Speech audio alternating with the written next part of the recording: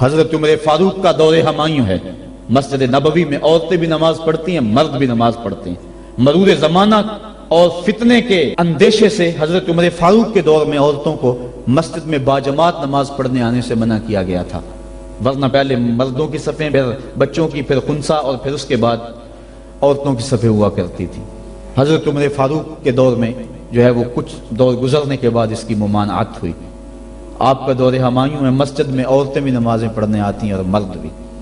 ایک عورت اللہ نے اس کو شکل و صورت سے نواز رکھا ہے، وہ نماز پڑھنے آتی ہے، ایک نوجوان رستہ روک کے کھڑا ہو جاتا ہے، 2 4 5 مرتبہ اس نے اس کی مزاحمت کے انداز کو دیکھا، ایک دن رک کر پوچھا تجھے کیا مسئلہ ہے؟ اس نے اپنے قلب کی خواہش کا اظہار کیا کہ میں تیرا متوالا ہوں، چاہنے والا ہوں، تیری ایک ایک ادا پہ 100 جان سے قربان ہونے کے لیے تیار کھڑا ہوں۔ اس نے کہا میری ایک شرط پوری کر دے، میں تیری ہر خواہش، تیری ہر بات مانوں گی۔ اس نے کہا جلدی کہو، میں تمہارے لیے آسمان سے تارے بھی توڑ لاؤں گا۔ اس نے کہا میری کوئی لمبی خواہش نہیں ہے، ایک ہی میری آرزو ہے، 40 دن تک عمر فاروق رضی اللہ تعالیٰ عنہ کے پیچھے نمازیں پڑھ لو، اس کے بعد جو کہو گے میں ماننے کے لیے تیار ہوں۔ تو اس نے کہا یہ کون سی مشکل شرط رکھ دی، یہ تو بڑا آسان ہے، اگر اس سے تو مل جاتی ہے تو میرے لیے 40 دنوں کی نمازیں کہہ رہی ہے، میں تو 40 سال بھی گزارنے کو تیار تھا۔ خیر 40 دن مسلسل نمازیں چلتی رہیں۔ جب 40ویں دن کی آخری نماز پڑھ کے وہ نوجوان واپس جا رہا ہے، اسی جگہ پہ عورت حسب وعدہ کھڑی ہے، یہ نظر جھکا کے گزرنے لگا۔ اس نے کہا میں وعدے کے مطابق کھڑی ہوں۔ کہا اب تیری ضرورت نہیں رہی، عمر نے دل کا تعلق رب سے جوڑ دیا۔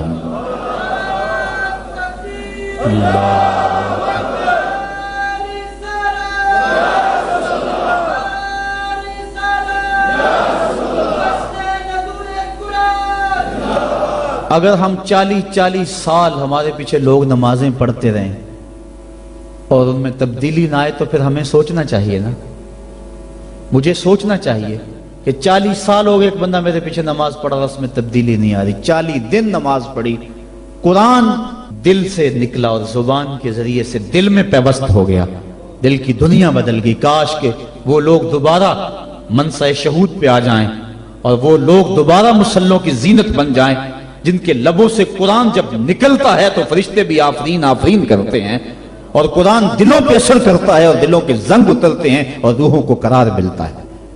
آج امت کے لیے ابتلا اور آزمائش کے مرحلے طویل سے طویل تر ہوتے چلے جا رہے ہیں۔ اس کا ایک سبب یہ ہے کہ جو امت کے رہنما ہیں وہ درد کی دولت سے خالی ہیں، واعظ قوم کی وہ پختہ خیالی نہ رہی، برق طبعی نہ رہی، شعلہ میں کالی نہ رہی، رہ گئی رسم آذاں روح بلالی نہ رہی، فلسفہ رہ گیا تلقین غزالی نہ رہی، مسجد مرثیہ خواہیں کہ نمازی نہ رہے، یعنی صاحب اوصاف وہ حجازی نہ رہے۔ آج ہمارے اندر کچھ نہیں رہا، دم خم ہی نہیں رہا، ورنہ اس امت کا بکھرا ہوا شرازہ آج بھی متحد ہو سکتا تھا۔ آج پوری امت جس طرح دھکے کھا رہی ہے، کس کے سامنے نہیں ہے حالات۔ کبھی ہمارا کردار لوگوں کو زندگی کی راہیں دکھایا کرتا تھا، آج ہمیں دیکھ کے لوگ دین سے بدظن ہوتے چلے، لیکن ہم نے قرآن کو بطور رسم اپنایا۔ لا یبق من القرآن الا رسمہ، قرآن کو رسم کے طور پہ ہم پڑھ رہے ہیں، ورنہ یہ قرآن تو مردہ دلوں میں زندگی کی روح پھونکنے والا ہے۔ وہ جو قتل کرنے کے منصوبے تیار کر کے گھر سے نکلتے ہیں اور ہاتھ میں تلوار لیتے ہیں، آج بانی اسلام کا کلا کما کر دیں گے۔ سورہ طٰہٰ کی ابھی چند آیتیں ان کے کانوں میں پڑتی ہیں تو ان کے سارے پروگرام بدل کے رہ جاتے ہیں۔ جو بانی اسلام کے چراغ کو گل کرنے کے عزم لے کر گھر سے نکلتے ہیں، گلے میں پٹکا ڈالا ہوا ہے اور اپنے بہنوئی کے ہاتھ میں دیا ہے، کہا مجرم بنا کے حضور کی خدمت میں پیش کر۔ یہ قرآن کی تاثیر تھی، اور پھر قرآن ان کے اوپر ایسا اترا کہ پھر ان کی زبان سے قرآن کا جو نغمہ پھوٹا، لوگوں کی تقریر پلٹتا چلا گیا۔ انہوں نے کہا کہ اے صالح، ہم آپ سے برا شگون لیتے ہیں، معاذ اللہ کہا کہ ہم آپ کو منحوس خیال کرتے ہیں، اور جو تیرے ساتھ ہیں ان کو بھی ہم منحوس خیال کرتے ہیں۔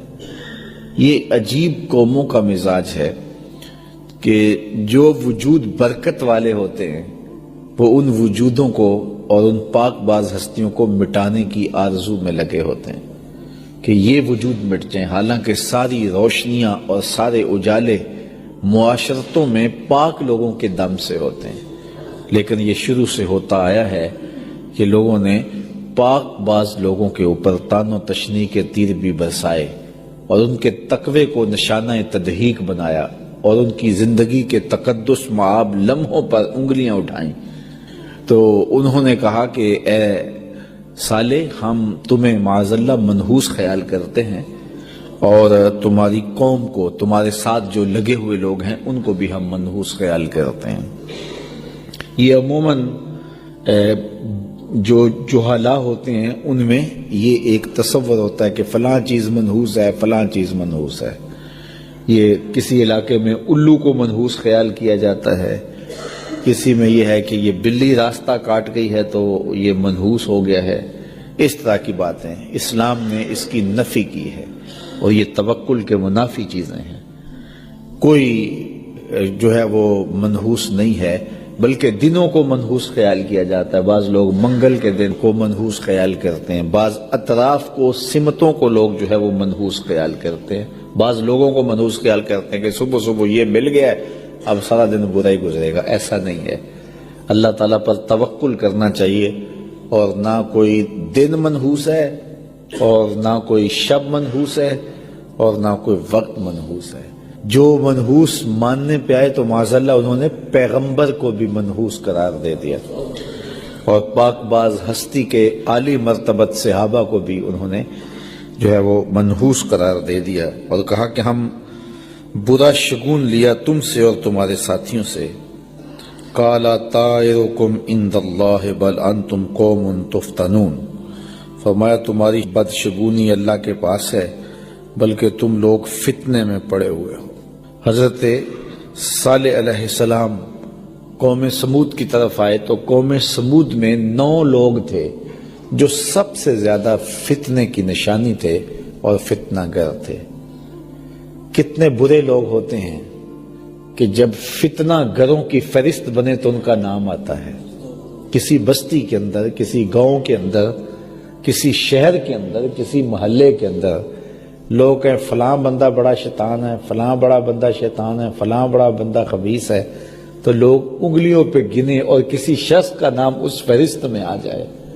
مجھے بتاؤ کہ کتنا برا وہ شخص ہوتا ہے جس کا نام شیاطین کی فہرست میں آ جائے، گندے لوگوں کی فہرست میں آ جائے، برے لوگوں کی فہرست میں آ جائے۔ اللہ سے دعا مانگا کرو کہ مالک جب نام لیے جائیں تو ہمارا نام صالحین کی فہرست میں آئے، اچھے لوگوں کی فہرست میں آئے۔